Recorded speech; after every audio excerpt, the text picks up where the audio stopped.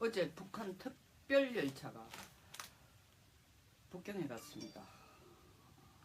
우리 정부는 누가 갔는지 왜 갔는지 모른다고 하고 있습니다. 다만 추정해서 북한의 고위급이 뭐 김정은이 갔든 김여정이 갔든 중국에 갔을 거라 라는 정도만 얘기하고 있습니다.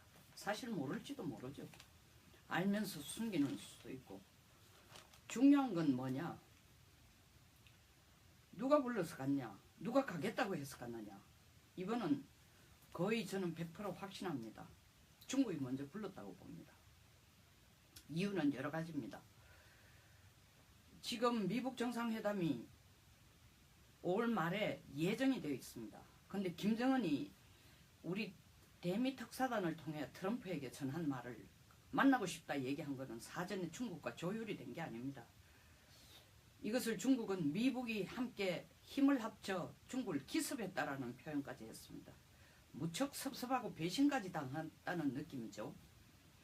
근데 중국이 지금 북한을 빠르게 부른 이유는 몇 가지 이유가 있습니다. 한국에 대한 전략, 미국에 대한 전략입니다. 먼저 미국에 대한 전략은 저는 북미 정상회담은 반드시 이루어질 거로 봅니다. 만남의 장소는 만남은 반드시 이루어진다고 생각합니다.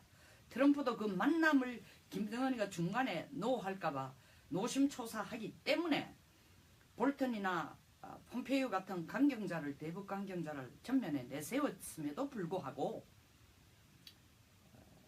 보궐선거, 하원의원 보궐선거나 이런 데 가서 유세를 하거나 또 모임에서 하는 얘기 보면은 be nice, 북한에게 지금 좋은 태도를 보여라, 깨지지 않도록, 그 얘기는 안 했지만 말만 쏟아놔놓고 그 예측할 수 없는 김정은이 안 나타날 수도 있다. 일단 트럼프는 만나는 것이 자기에게 손해가 안 된다고 판단을 하고 있습니다. 북한은 뭘 걱정하느냐, 지금 트럼프가 폼페이오나 볼턴을 최전선의 야전사령관 대장처럼 앞에 내세우는 걸 보니, 사령관을 내세우는 걸 보니 5월 말에 만나면은 트럼프의 첫마디 말이 너희들 리비아처럼 2년 내로 혹은 더 빨리 한다면 더 많은 당근이 되도록 할 수도 있으니까 1년 반이나 2년 사이에 너희들이 지금 가지고 있는 원자로나 핵물질이나 뭐 미사일 부품이나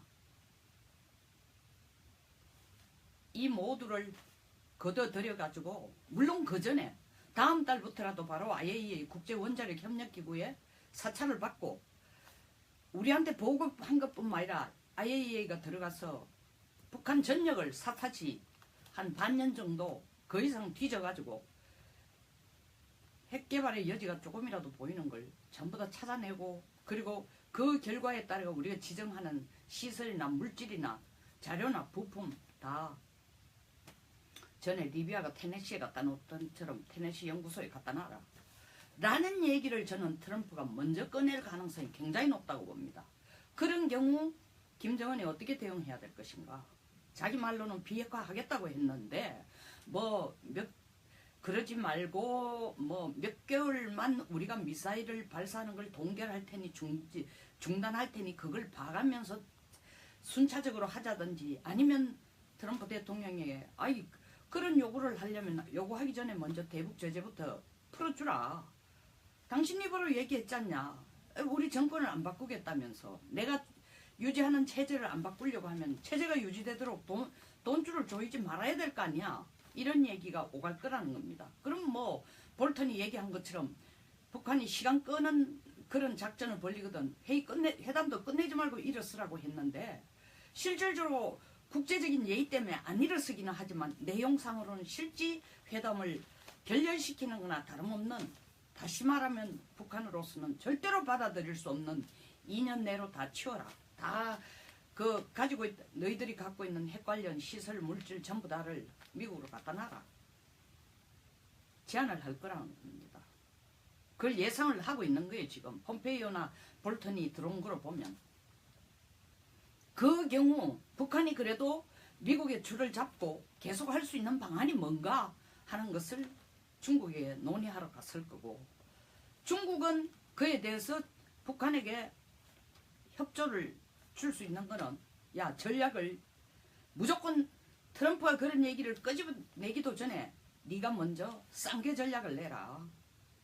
다시 말하면 이번에는 한미군사훈련 봐줬지만 향후 2년간이나 3년간 한미군사훈련을 먼저 중단시키면은 그에 따라서 우리도 점차적으로 핵시설을 줄이거나 미사일 발사를 일단 얼마간 중단하거나 그리고 트럼프 대통령 당신도 11월 중간선거에서 이겨야 되니까 그때까지는 우리가 도우는 분위기로 가겠다. 선거를 도우는 분위기로 가겠다.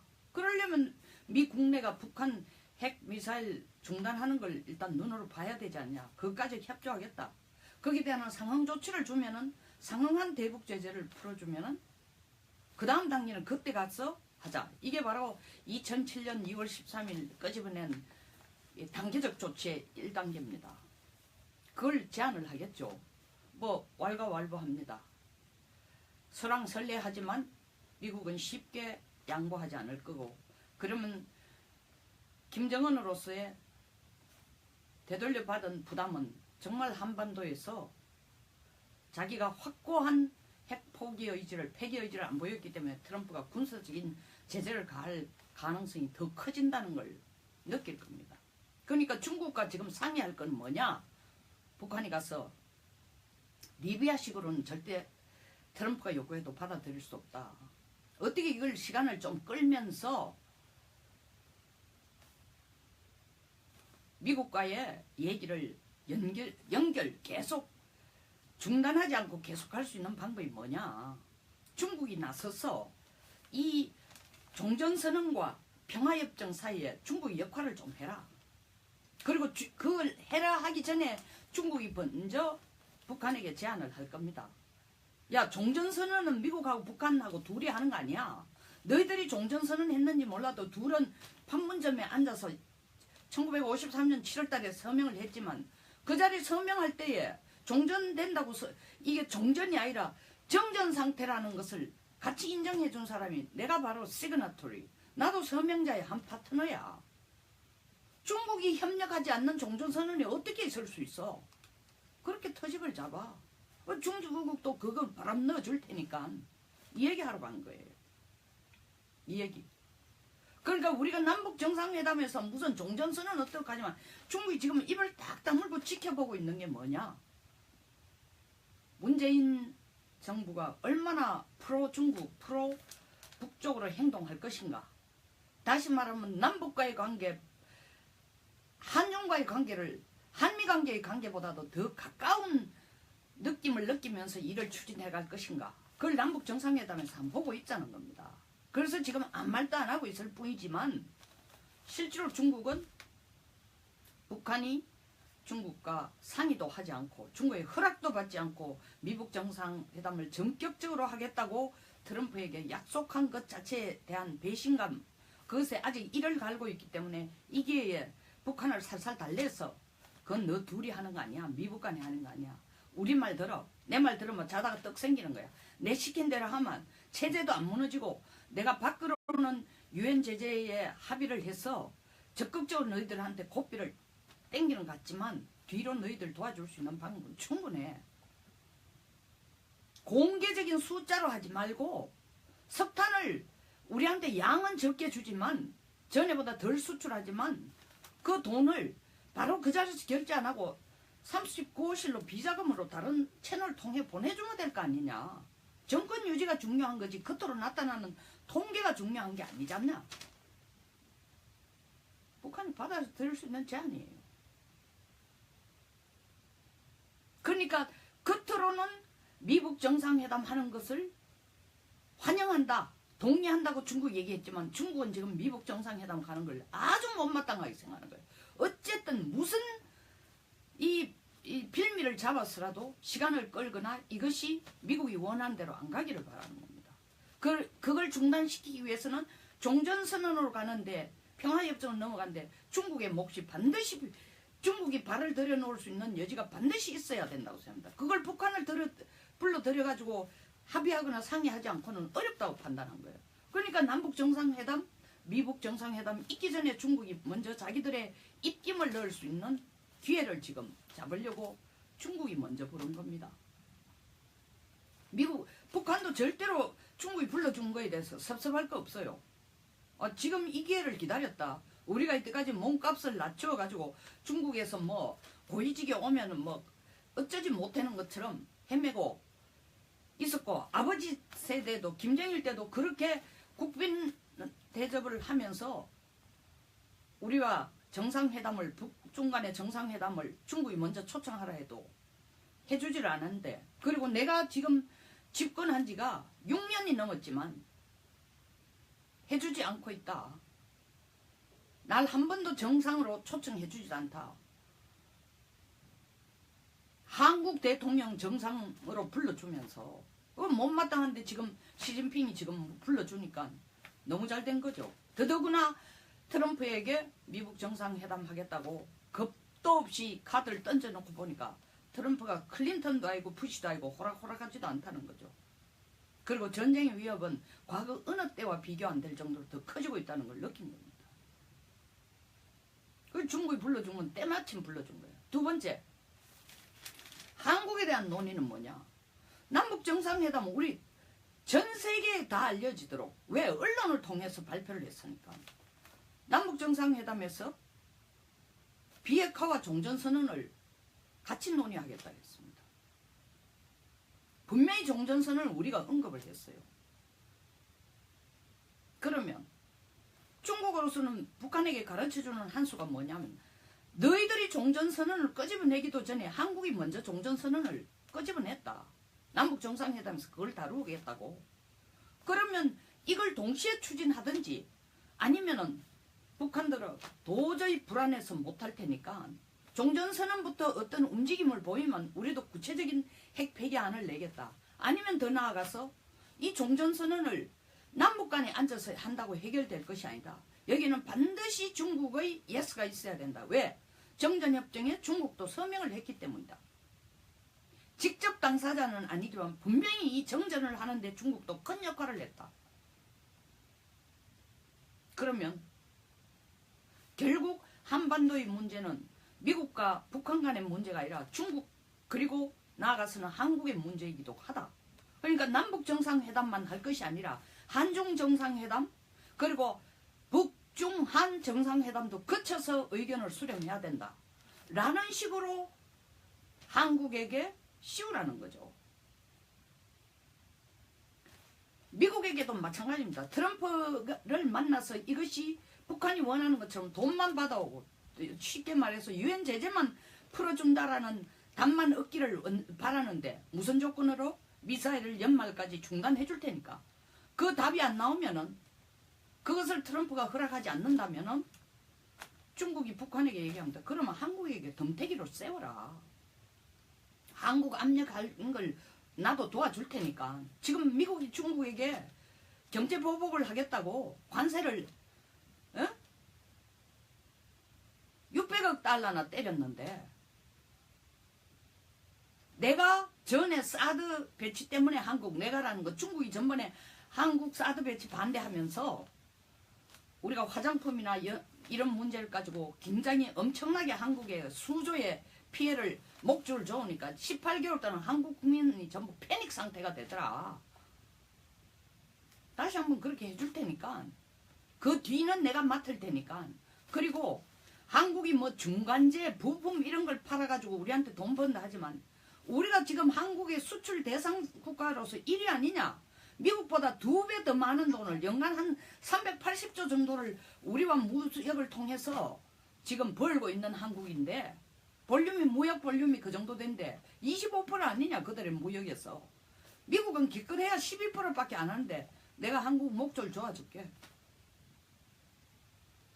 그러니까 북한 김정은은 네가 평소에 한국에 해오던 대로 적당하게 압력도 가하면서 핵 위협도 얘기하면서 한미 군사 훈련도 지금 당장 원래는 규모를 줄였는데 내년부터 중단해가 몇 년을 중단하라든지 카드는 여러 가지다. 네가 원하는 대로 미국 정상회담을 밀고 나가서 안 될 경우에 안 된 것이 한국 잘못이다. 왜? 한국이 나서가지고 미국이 북한이 비핵화 하겠다고 할 때에 그걸 미국에게 전달해가 미국이 받았는데 중간에 자기들이 중재자 역할을 제대로 하겠다. 중재자 역할은 정말 자신 있다라고 얘기했는데 중재를 어떻게 했길래 이게 성공이 안 되느냐. 한국에 덮어 씌워라. 이 얘기 해주러 오락한 거예요. 이 얘기 해주러. 뭐 고상하게 말해서 뭐 이 미북 정상회담이나 더 나아가서는 한반도에서 중국의 영향력을 발휘하기 위한 발을 한 발 넣게 고상하게 얘기했습니다. 노골적으로 얘기하면은 어떻게 하면은 미국, 북한 둘이서 앉아가지고 한반도 문제 해결하는 것을 중국을 빼놓고 하는 것을 방해할 수 있거나 직접적인 방해라는 용어는 아니죠. 북한에게 도와주겠다 하면서 방해하는 작전을 하기 위한 거고.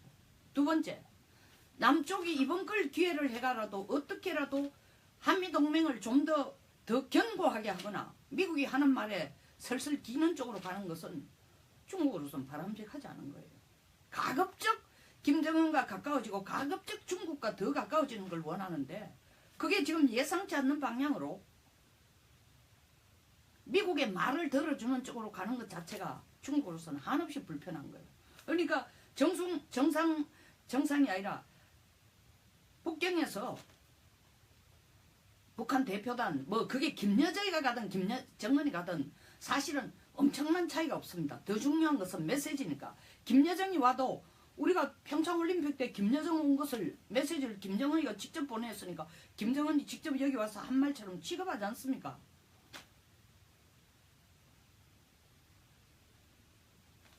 김여정이가 오든 김정은이가 오든 중국으로서는 이 기회를 이용해서 한국에게 어떻게 일이 잘 안 될 때 한국에게 덤태기를 세우고 두 번째 미국 간에 있어서 김정은이가 원하는 식으로 끌고 나가려고 하면은 미국이 반대할 때는 이것은 중국식에 따라서 해야 된다라는 것을 반드시 입력을 넣으라는 거고 일이 잘 안 되면 중국은 나서가지고 또 한국에게 경제보복을 할 방법을 찾을 뿐만 아니라 북한에게 너무 걱정하지 말고 내가 시킨 대로 해라 하면은 뒤에서는 다 감당하겠다.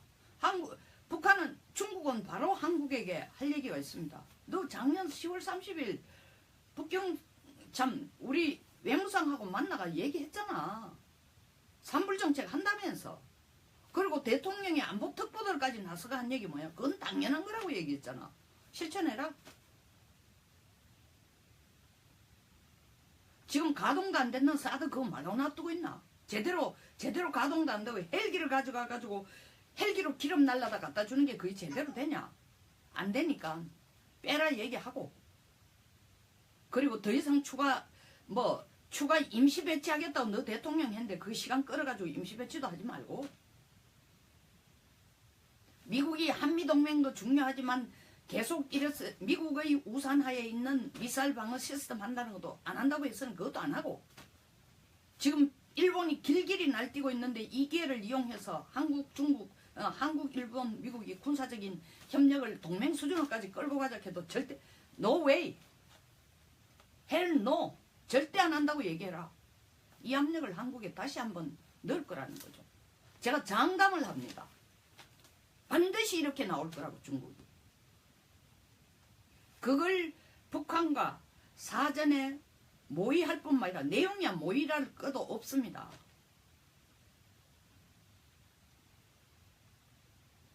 다시 한번 다짐하면서 북한에게 걱정하지 마라. 그럼 제재가 풀어지기 전까지 우리가 당장 먹고 살기는 어려운데 당신네들 2016년 5월달에 홍콩에서 이 세미나를 할 때에 비밀리 세미나 할 때에 우리가 10년에 걸쳐가 600조 돌려고 하니까 뜨뜻미지근하게 확실한 대답도 안 했는데 그 돈이라도 한국에서 좀 받아달라. 경제적 지원을 한국으로부터 얻어낼 수 있는 방안이 있느냐? 분명히 중국이 얘기할 겁니다. 그것도 방법을 모색해보겠다. 왜? 이 정부가 지금 북한에게 돈 주고 싶어 환장하고 있으니까 남북정상회담 결과에 비핵화 종전선언은 어설프게 포장해가 나아가는 북한이 비핵화를 하기 위해서는 선언을 함과 동시에 경제적인 발전에 집중하려고 하니 진정하게 북한 비핵화가 되도록 하려면 한국이 경제적 지원을 해줘야 된다라는 그럴듯한 포장을 해서 돈 갖다 줄 방법을 찾을 겁니다. 사실 그런 돈 갖다 줄 방법을 조금 겉으로라도 포장해가지고 겉으로라도 그럴듯한 합법적인 것처럼 포장하기 위해서 지금 남북정상회담 하자는 겁니다. 북한 비핵화. 김정은이 자기 입으로 핵 포기하겠다고 핵을 전체 폐기하겠다고 얘기한 적이 없습니다. 하늘에 맹세를 하고. 뭐라고 얘기했어요? 단 한마디 뿐이에요. 비핵화는 선친의 유언이다. 선친 유언이라 했지 내가 비핵화 하겠다고 그랬어요? 그리고 그 비핵화가 미국이 원한 대로 완전하고 검증할 수 있고 되돌릴 수 없을 정도의 완벽한 핵폐기라고 얘기했어요? 한 적 없어요. 김정은은 한반도 비핵화를 하자 그랬어요. 동시에 중국이 북한에게도 그 얘기할 겁니다. 김정은 입으로 대북 특사단한테 한 비핵화는 한반도 비핵화다. 그 얘기를 중국도 똑같이 계속 되풀이해왔다. 2003년 오바마를 만났을 때도 내가 그 얘기했다. 한반도 비핵화로 얘기했다. 그 뜻에 나의 진리를 아는지 모르는지 모르지만 미국도 받아들여가 비핵화라고 합의했다. 근데 우리가 말하는 북한이 말하는 비핵화라는 것은 주한미군 철수까지 이루어져야 비핵화다. 동시에 안 이루어지면 비핵화가 아니다. 그것을 다시 한번 강조해라. 중국도 같은 입장이다. 저는 남북정상회담하고 미북정상회담하고 다 한다고 생각합니다. 다 자리는 만들어줘요. 각각의 양 국가의 국가 수반이 이 회담이라는 쇼를 통해서 얻고자 하는 이익이기 때문에. 그러나 실질적인 내용에서 남북정상회담이나 미북정상회담에서 북한 김정은으로부터의 핵폐기라는 단어를 얻어낼 수는 절대 없다고 봅니다. 그럼 결국 핵폐기라는 단어가 안 나왔으니까 미국은 도대체 당신네들이 미국 와서 미국 특사로 왔을 때에 정유영 실장이 뭐라고 얘기했냐. 김정은이가 핵폐기할 의지가 확실하다 해가 내가 미북 정상회담 하겠는데 아니잖아. 우리한테 덮으시오는 거죠. 북한 마찬가지입니다. 아니 내가 핵폐기 비핵화 한다니까 트럼프가 누구보다 반갑게 받아들였을 때는 한국은 내보고 뭐라고 얘기했냐. 내가 전달하는 비핵화 의사를 미국도 받아주겠다 했는데 아니지 않냐. 중재자 역할 제대로 한 거냐. 덤태기 다 쓰게 돼 있어요. 지금 덤태기. 너무 좋아하지 마세요. 너무 흥분하지 마세요. 다 된 것처럼 착각하지 말고 착각만이 아니라 국민들을 그렇게 호도하지 말라고요. 중국 역시 중국은 계속 한반도의 평화를 주장했다. 그리고 한반도 비핵화를 주장했다. 그런 차원에서 나는 중국도 참 북한도 돕고 한국도 돕겠다 했는데 한국이 중국과 협의도 하지 않고 북한의 의도를 제대로 이해도 하지 못하고 미국에게 한국식 해석을 하는 비핵화를 트럼프에게 북한이 하겠다는 것처럼 전달했으니 한국이 잘못하고 있다. 뒷수습 네가 해라. 결론적으로 말씀드리면 중국은 지금 북한을 불렀습니다. 일이 중국이나 북한이 원하는 대로 제대로 안 풀리면 모든 덤태기를 한국에게 씌울 방법을 찾기 위해서, 그걸 논의하기 위해서, 목소리를 맞추기 위해서 일이 그나마 미북 정상회담까지 가서 제대로 조금이라도 방향을 보인다면 그 경우는 반드시 북한으로 하여금 중국의 역할의 중요성을 미국에 홍보하고 한국도 거기에 마찬가지로 중국의 역할이 절대 필요하다는 것을 미국에게 압력을 넣고 미국에게 인지시켜주는 역할을 앞장서서 하라는 그 메시지를 북한에게 전하기 위해서 북한을 지금 부른 겁니다. 과연 이 정부가 4월 29일 남북정상회담에서 이때까지 떠벌리고 홍보한 것처럼 북한 비핵화를 속임수의 비핵화가 아닌 진짜 북한 핵폐기를 받아낸 후에 종전선언 얘기하자는 결론은 얻어낼 수 있을지 지켜보겠습니다. 그리고 예의주시하십시오. 중국이 어떻게 가는지. 반드시 산불 경제보복 또 들고 나올 겁니다. 껍데기는 유엔 제재 결의안을 지키는 형태를 취하면서 시간이 갈수록 한국이 혼자 될 수밖에 없는 고립무원이 될 수밖에 없을 수도 있는 상황이 된다는 걸 인지해야 됩니다. 제대로 하지 않으면 얄팍한 수 쓴다면 여기서 마치겠습니다. 내용에 동감하시면 좋아요와 구독 버튼을 눌러주십시오. 그리고 많은 분들과 공유도 해주시기 바랍니다. 감사합니다.